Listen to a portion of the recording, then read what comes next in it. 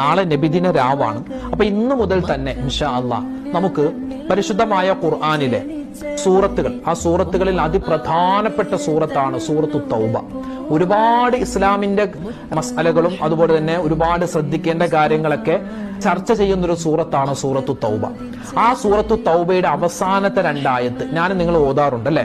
ഇൻഷാ അല്ലാഹ് ആ ആയത്ത് എന്റെ ഉമ്മമാരെ, എന്റെ സഹോദരിമാരെ, സഹോദരങ്ങളെ, ഉപ്പമാരെ, അതെന്തായാലും നമ്മൾ ഇനിയിപ്പോ നാളെ നബിദിന രാവാണ്, മറ്റന്നാൾ നബിദിനൊക്കെ വരുകയാണ്. പ്രത്യേകിച്ച് വെള്ളിയാഴ്ച രാവിലും പകലിലൊക്കെ ഒരുപാട് കണ്ട് നമ്മൾ കുറച്ചെന്നല്ല അമിതമായി ചൊല്ലേണ്ട ആയത്തുകളിൽ പെട്ട 2 ആയത്താണ് ഈ സൂറത്തു തൗബയിലെ അവസാനത്തെ 2 ആയത്ത്. ആയത്തുൽ ഹിർസ് എന്നൊക്കെ ഈ ആയത്തിന് പേരുകൾ മഹത്തുക്കൾ പറഞ്ഞിട്ടുണ്ട്. ഒരുപാട് ശ്രേഷ്ഠതയുണ്ട് ആ ആയത്തിന്. നമുക്ക് നോദിയാലോ. ആ ആയത്ത് ഓതുമ്പോ ബിസ്മി പറയേണ്ട ആവശ്യമില്ല. അഊദു ഓതിയിട്ട് നമുക്ക് ആയത്തിലേക്ക് കിടക്കാം. അഊദു ബില്ലാഹി മിനശ് ശൈത്വാനിർ റജീം.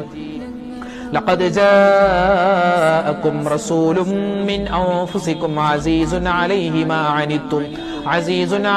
മാ അനിത്തും ഹരീസുൻ അലൈക്കും ബിൽ മുഅ്മിനീന റഊഫുർ റഹീം. فإن تولوا فقل حسبي الله لا إله إلا هو عليه توكلت وهو رب العرش العظيم. എന്താ ഇതിന്റെ ശ്രേഷ്ഠത എന്നറിയോ? അള്ളാഹുവിന്റെ അർശുമായിട്ട് ബന്ധമുള്ള ഒരു ആയത്താണെന്നാണ്. കാരണം നബി സല്ലല്ലാഹു അലൈഹി വസല്ലം തങ്ങളെ പുകഴ്ത്തി പറയുന്ന